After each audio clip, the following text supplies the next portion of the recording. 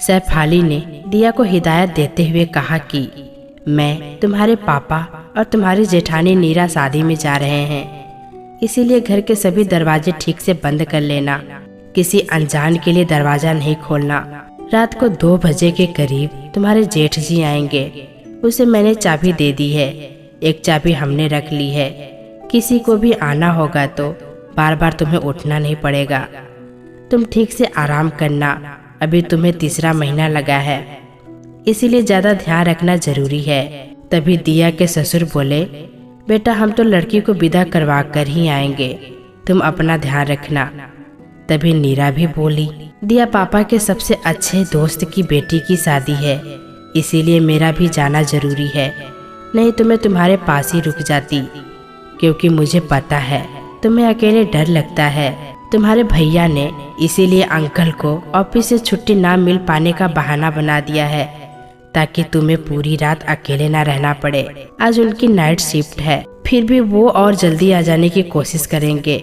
दिया ने अनमने मन से सबसे कहा कि आप सब आराम से जाओ, मैं सब संभाल लूंगी।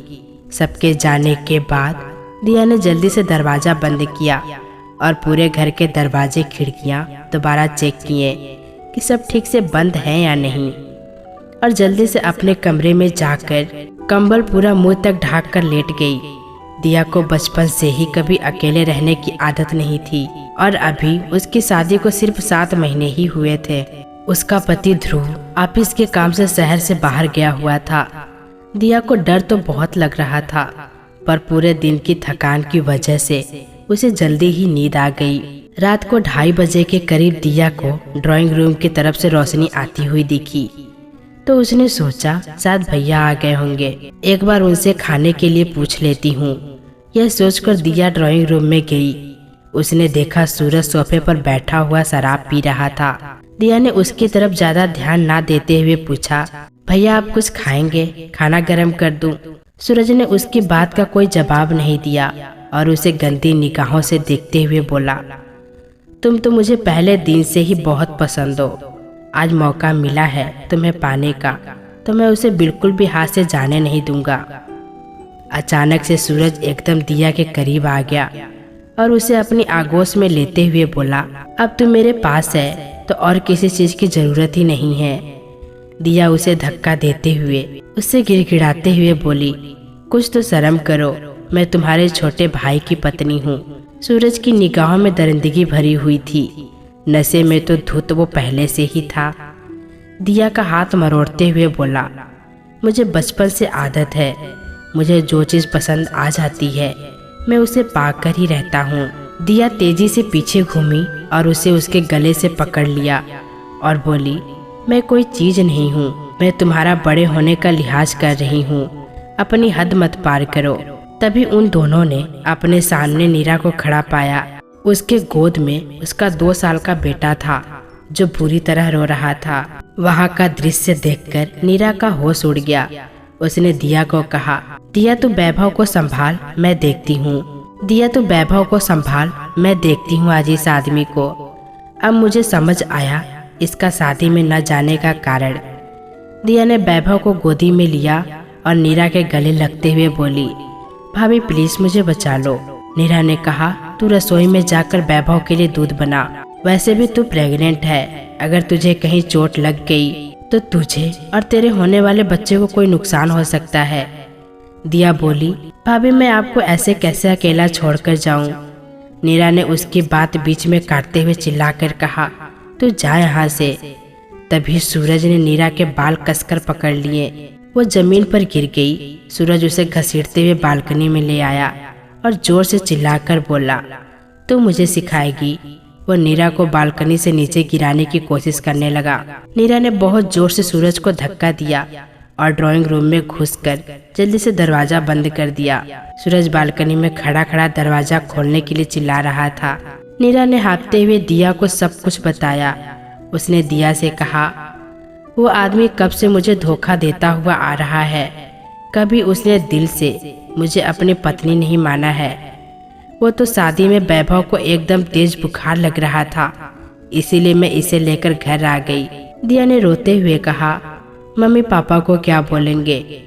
नीरा ने कहा, जो सच है वो बता देना। दिया ने कहा, भाभी आप इतने साल से इतने अत्याचार क्यों सहन करती हैं? नीरा भी आज अपना दिल खोलकर दिया के सामने रख देना चाहती थी। वो रोते हुए बोली, सूरज को शादी से पहले से ही पीने की लत थी, पर मेरे मम्मी पापा को इस बारे में कुछ पता नहीं चला था। उन्होंने सोचा अच्छा घर है, पढ़ा लिखा लड़का है, इसीलिए यहाँ पर मेरी शादी करवा दी थी। शादी के बाद कुछ महीनों तक सूरज का व्यवहार मेरे साथ ठीक था, पर धीरे धीरे उसमें बदलाव आते चले गए और वैभव के पैदा होने के बाद तो इस आदमी ने मुझसे ज्यादा बात भी करनी बंद कर दी थी। रात को देर से ऑफिस से आता था और सुबह ऑफिस चल देता था। मम्मी पापा को सब पता है अपने सपूत के बारे में, पर वो हमेशा मुझे यह कहकर चुप करा देते हैं कि मर्द है, धीरे धीरे ठीक हो जाएगा। मुझे लगा तुम तो इसके भाई की पत्नी हो, इसीलिए तुम्हारे साथ कुछ गलत नहीं करेगा, इसीलिए मैं इसे तुम्हारे साथ छोड़कर जाने को तैयार हो गई। मुझे नहीं पता था कि ये आदमी तुम्हें भी नहीं छोड़ेगा।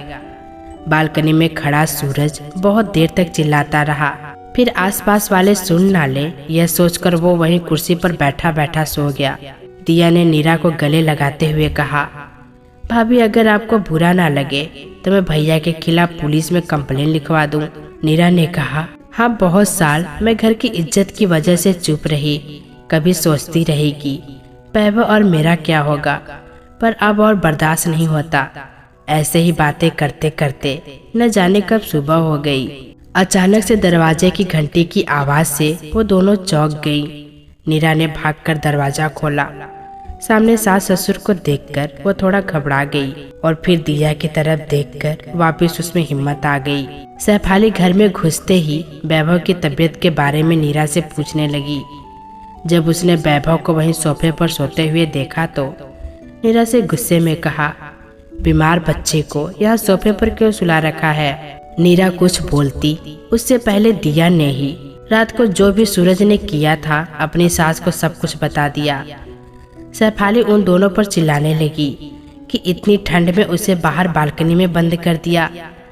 तभी सूरज के पापा बोले, उसने इतनी नीच हरकत की है, फिर भी उसका पक्ष क्यों ले रही हो तुम? सैफाली जल्दी से सूरज को जगाकर अंदर कमरे में लाई और उसे उसके कमरे में जाकर सोने के लिए बोल ही रही थी। तभी फिर से घंटी बजी। दरवाजे पर पुलिस खड़ी थी। दिया उन्हें अंदर लाई और सब कुछ बताने लगी। सैफाली ने उसे चुप कराने की बहुत कोशिश की, पर उसने सैफाली की हर बात को अनसुना कर दिया।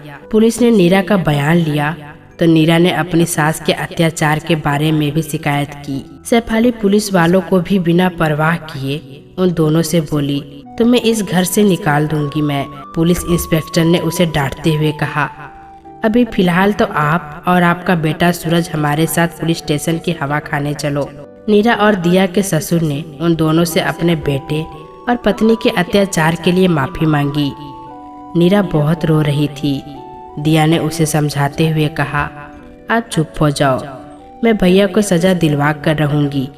जेल से निकलकर अगर वो सुधर गए तो आप उनके साथ रह लेना, नहीं तो हम सब मिलकर आपकी दूसरी जगह शादी करवा देंगे। आज से हमारा रिश्ता बहनों का रिश्ता होगा। नीरा ने भी दिया का माथा चूमते हुए कहा, तुम मेरे लिए अनमोल है। तो दोस्तों, कैसी लगी ये कहानी कमेंट बॉक्स में ज़रूर बताइएगा। फिर मिलेंगे दोस्तों अगली वीडियो के साथ। तब तक के लिए अपना ख्याल रखना।